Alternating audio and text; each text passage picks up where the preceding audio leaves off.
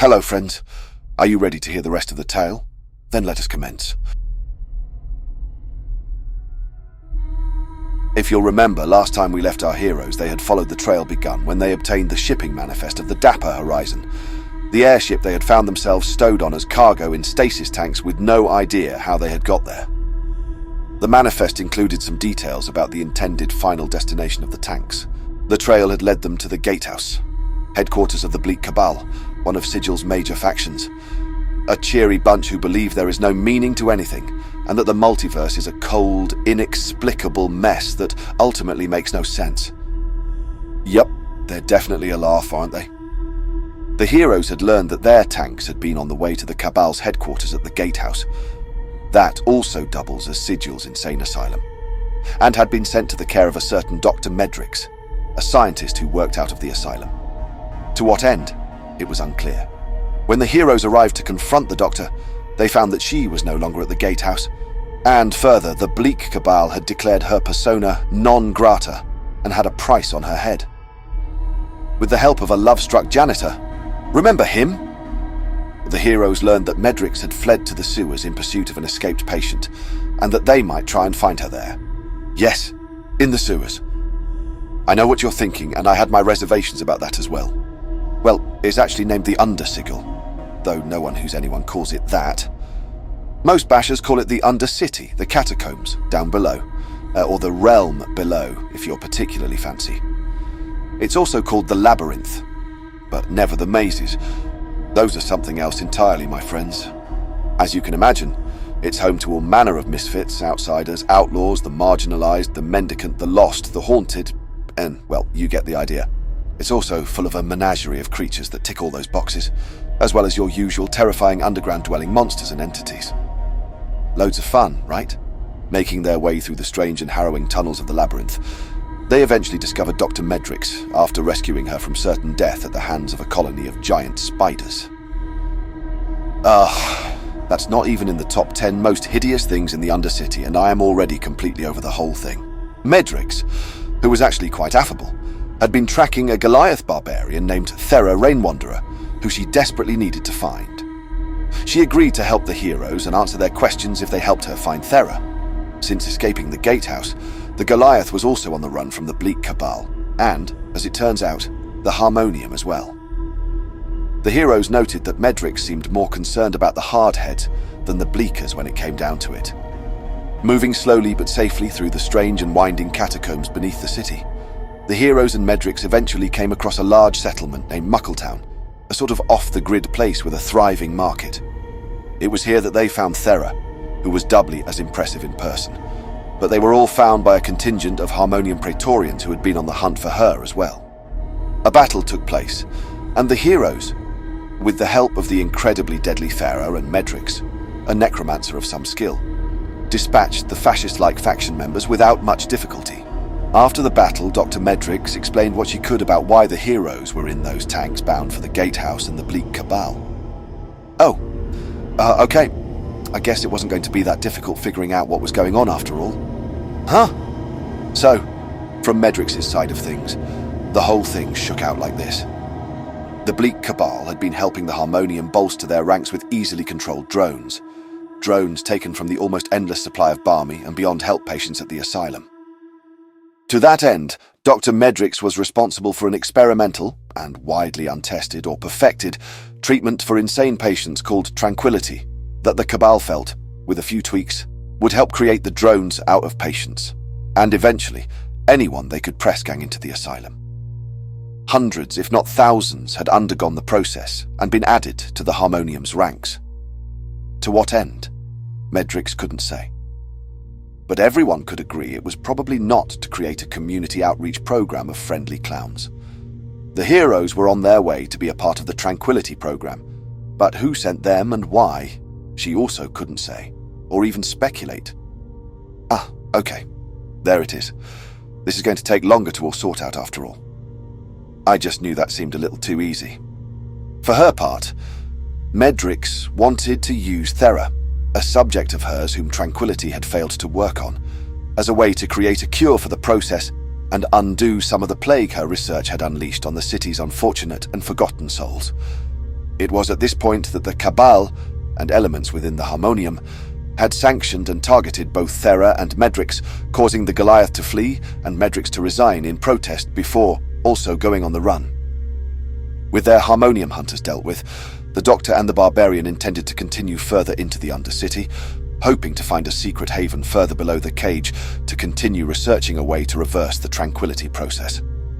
Oh, I feel like we haven't seen the last of them, right? As the heroes regrouped and prepared to be on their way as well, the mayor of Muckletown, a hobgoblin woman named Mother Gondran, thanked the Misfits for ridding the town of the unwelcome presence of the Harmonium. Factions are generally unwelcome in the settlement, but most especially those that tend to infringe on the freedoms of others. The mayor told the heroes they would always be welcome, and then asked a favor of them. Citizens of Muckletown, Mucklers as they are known, had recently been going missing down a passage into the labyrinth, and it was suspected some kind of creature was responsible.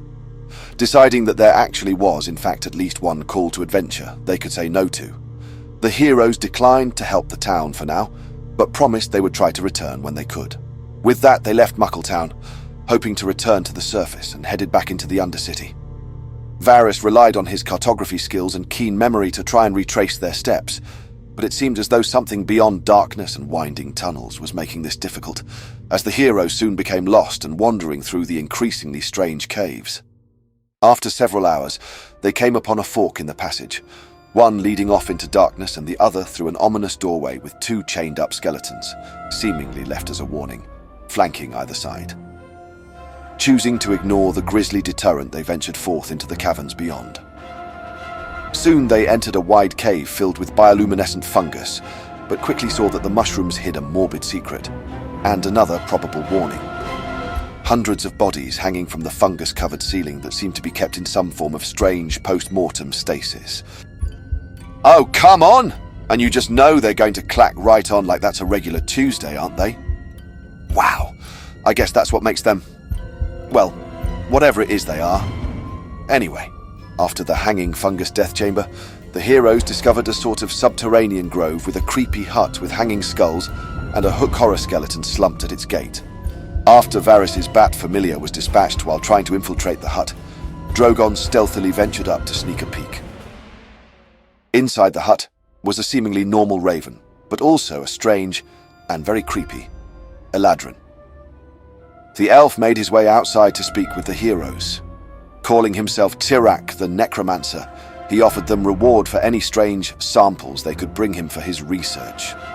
And by samples, he meant dead things, and by research, he meant animating dead things, for whatever unholy purpose someone as creepy as him filled their boots with. It was apparent Kirak's power was beyond theirs, so the heroes bid him a quick farewell and did that thing you do where you slowly and awkwardly shuffle backwards, not turning your back to the other person until you are far enough away, and then just run in a really terrified and undignified sort of way for about 2 or 3 minutes or so. So, returning to the main section of tunnels, Varys soon had the heroes back in the right direction and, eventually, back on the streets of Sigil. Looking for food and much-needed rest, the heroes tucked in at their room at the inn to discuss their next moves, do the job for the Ringers and then look into their connection to Sylvania in the Outlands, and have a quiet night observing the chamber across the street where nothing seemed to happen. Except, this time, on this night, something did. A flash of light in the room's blind spot, as if from a teleportation spell, and a figure appeared. Soon on the street below, 3 figures, a woman and 2 men, entered the building through the guest's entrance. The trio appeared shortly after, opening the door and entering the room. The woman spoke to whoever had appeared in the room, the conversation seeming civil enough. Hoping to catch a glimpse of the unknown teleporter, Drogon expertly and stealthily made his way up to the roof, over to the other inn's roof, and then climbed down to take a look in the room using one of his thief's mirrors. He could see that the woman was a half-elf, drow most likely, and the 2 men were large human bruiser types. The previously unknown member of the conversation, the teleporter, was a bugbear male who seemed somewhat nervous and out of place. Just then, another teleportation spell went off in the room and a Medusa appeared, attacking by releasing a fire elemental. The Medusa had flaming snakes for her hair and began attacking everyone in the room. Chaos ensued, and soon after, An explosion destroyed the room and knocked Drogon off the building to the ground as a giant ball of fire streaked out of the inn, crashing halfway down the street. From the large cluster of flames, two figures emerged, one with a sword drawn who began cutting the other down while still completely engulfed in flames, until both succumbed and burned to ash. A third person appeared in the ruins of the room, the half-drow woman, who paused, slightly shaken, and said to no one visible, "We were made. It's bad. We're running." She then transformed into a half-humanoid, half-tiger, and bounded to the ground and ran away. The heroes saw figures running along the roof of one of the buildings across the street but couldn't make them out. And then, just keeping this whole wild ride going, a trio of harpies appeared screaming in pursuit of the half-beast woman, attempting to harry her. From another roof, a witch bolt vaporized the pursuing creatures, allowing the woman to escape around a corner. The caster appeared to be a drow mage of some kind. Around that particular corner, a commotion was heard, shouting, roaring, etc. Until suddenly, a strange sound, as if reality bent in on itself until it couldn't be held any longer, and then snapped back into place, and then a blast of sorts. From the room, and the street in Drogon's case, the heroes watched as about a dozen bodies were thrown high into the air, spinning like grisly ragdolls and landing on rooftops, through windows and on the street. And then the relative calm of night returned, save for the sounds of cries for help from the street and the distant alarm bells ringing out through the neighborhood. My good word. Just like the heroes, I think I'm going to need a little time to process what just happened, my friends.